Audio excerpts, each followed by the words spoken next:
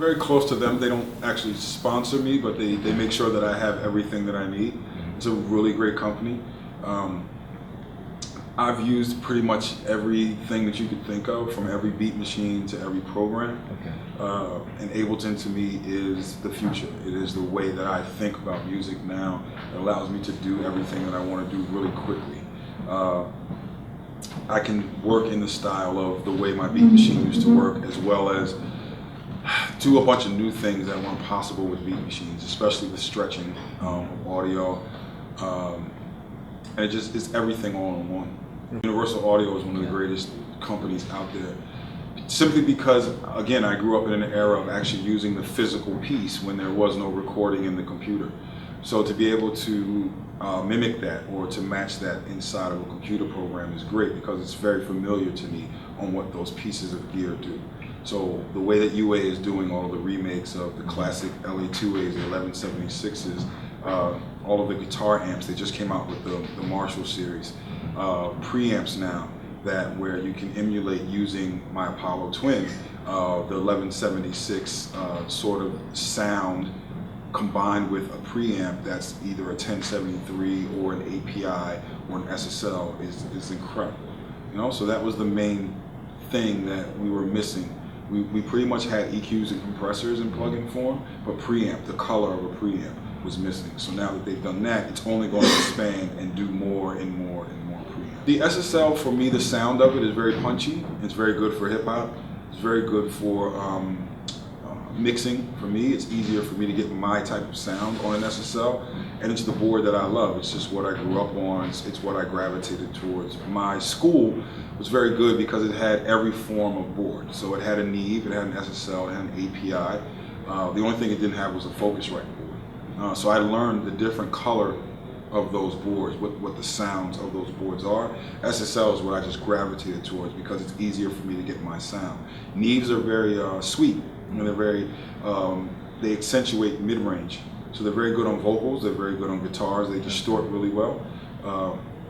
But the SSL has that punch that I need for hip hop, and it has the punch that drives a lot of the drums that I do. Yeah, what I do with the unmastered classes is it's exactly that. A lot of people get to hear the mastered, finished version. So I'm taking you back through my process of how we got to that. So it's unmastering. It's taking it backwards to say, here's the raw stuff that I started out with. Here's my mental state when I'm making music, when I'm creating a track. It's not just me just free, just doing things. I have a very specific purpose when I'm thinking about what artist am I doing this for. What's the reasoning or the purpose? What's the idea behind who they are, and where I try to go depending on what the artist needs. Taking that from an idea form to actually producing it, to editing, to, people don't understand how much I go over my songs, and edit and arrangement is a huge thing. You can have all of the elements, and the elements can just be presented wrong.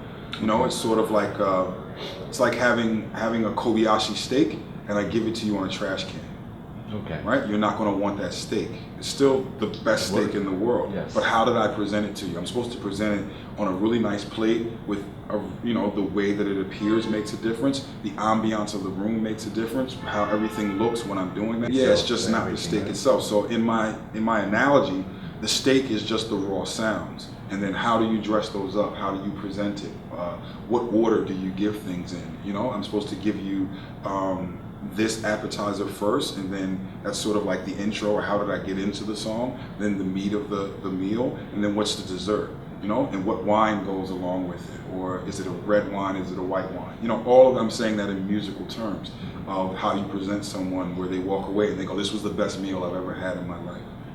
It is about technology, but you should learn the technology so that you don't have to think about the technology.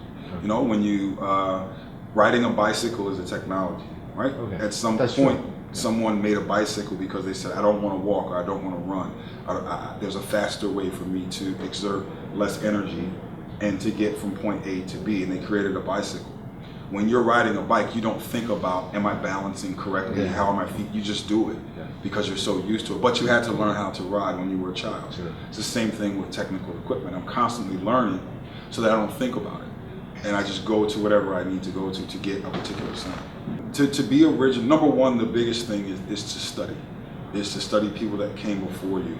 And not to mimic, not to copy, but to study them, to see how they did certain things. You can take from some of their process of things that you agree with, and then the things that you don't agree with, you can say, okay, well, I'm not going to do that. But in every situation you're learning. You're either learning what to do or what not to do.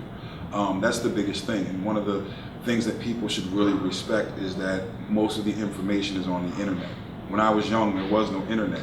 So it took me a long time to find books, to actually go to certain places and talk to people that made the records that I love. Now, you can do that sitting at your computer or on your phone, you know, in the spare time. And instead of having to read an entire book, you can watch a video and get all of that information. Watching documentaries about how someone made an album or why they even made an album is just as important. And then practice. You know, actually going out and doing it, recording people, mixing records. It doesn't necessarily have to be at a super high level. Most people, their dream is to get in and to, you know, record the biggest artists or mix the biggest artists, but start with your local level so that you can train yourself, so that you can understand the psychology of how to run a session. You know, a lot of it is not just information, or I know people that graduate from school and they're like, oh, I know how to run all the equipment. I'm like, great, you still don't know how to run a session. You know, so you have to deal with personalities, you have to deal with times of when people are in the mood to do certain things. Different artists require different ways of you drawing out the best performance out of them. Some people are very shy when they get in the studio, so you have to know how to pull out whatever it is that they're trying to do. Some people are very confident in what they do. You may be dealing with an artist who's had hit records before, and they're trying to figure out how to reestablish themselves in today's music market. So all of those things are things that you can't learn in a book. You have to actually go out and do it. And the more that you record people, you learn how to deal with personalities. You know when to tell someone to take a break because they're just not going to get it. In that, you know, their mind is concentrating on, I didn't hit the right note. So they keep thinking about that. You're like, hey, take a break, go get something to eat and come back. It should be natural. You know, most of the time I get the best takes in the first 2 or 3 times, and then it gets progressively worse. You know? So all of those things, just go out and do it, you know, and actually experience what it feels like to run a session. What's going on? It's your boy Young Guru, aka The Beast, aka Hank McCoy. We want to give a shout out to Gear Lounge. Thank you for bringing the equipment. We appreciate the knowledge that you're trying to spread. Please keep the culture alive.